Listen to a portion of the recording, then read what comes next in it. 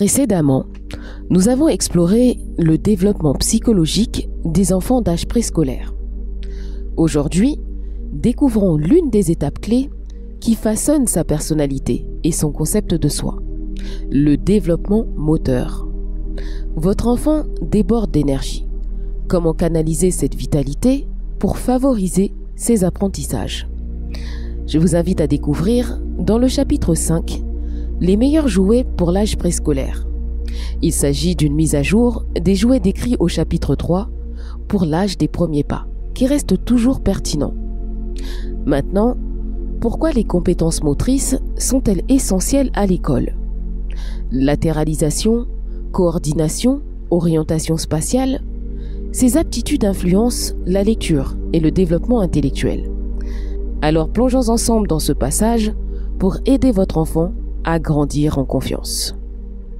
Les besoins biologiques. Tout d'abord, nécessité d'assurer son développement musculaire complet.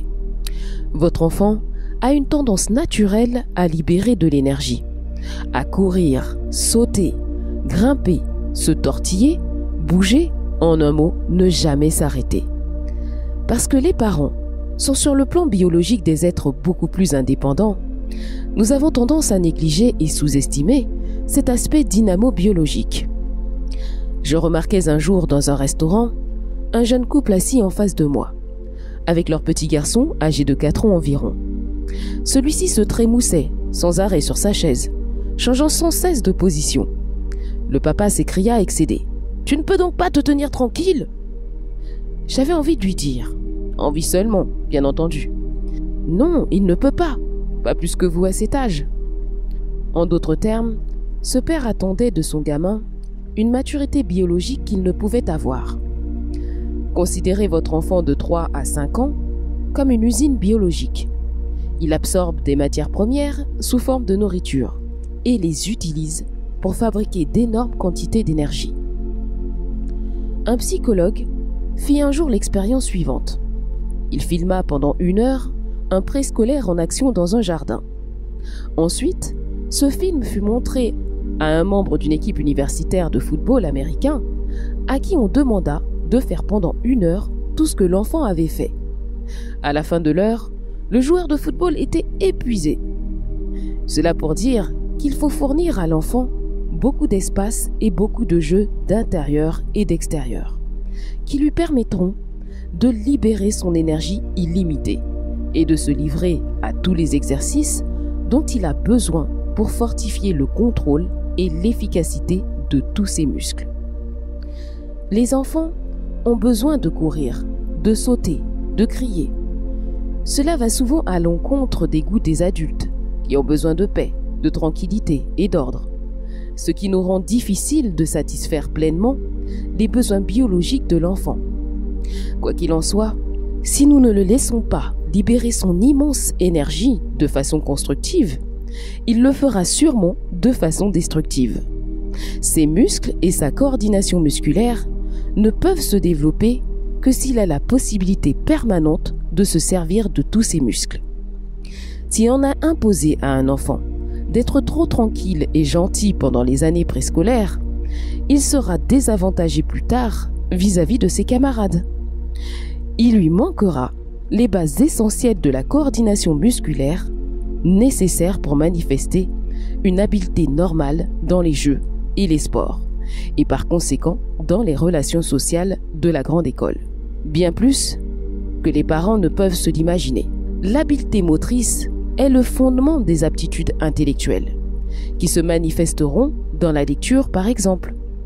La coordination musculaire se compose de 2 facteurs essentiels, la coordination latérale et directionnelle. On peut définir la première comme le sens profond de la propre symétrie, notre notion de la gauche ou de la droite. C'est comme la carte de notre espace intérieur, qui permet à un enfant d'actionner doucement l'une ou l'autre main, ou l'une de ses 2 jambes, ou les 2 jambes, ou les 2 mains à la fois. La seconde peut se définir comme la projection dans l'espace de la coordination latérale, c'est-à-dire la conscience que vous avez de la gauche et de la droite, du haut et du bas, de devant et de derrière, dans le monde qui nous entoure. C'est pour ainsi dire la carte de l'espace extérieur. Les sensations que vous éprouverez dans votre peau, où est votre gauche, où est votre droite, ont leur contrepartie dans la direction donnée par le monde extérieur. Ces cartes internes et externes dépendent de schémas musculaires et de mouvements moteurs que votre enfant doit apprendre avant d'aller à l'école. On peut les considérer comme le savoir des muscles. Vous pouvez vous demander quel rapport tout cela peut avoir avec ses activités intellectuelles comme la lecture. Beaucoup plus qu'on ne le croit.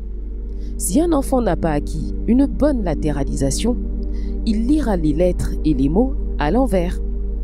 Remarquez par exemple que la seule différence entre le B et le D est une différence de latéralité. Si à 5 ans ou 6 ans, votre enfant ne possède pas une bonne conscience de la latéralité, il éprouvera des difficultés à distinguer ces deux lettres. Donnez à votre enfant toutes les occasions de grimper, de ramper, de construire, de courir et de tomber.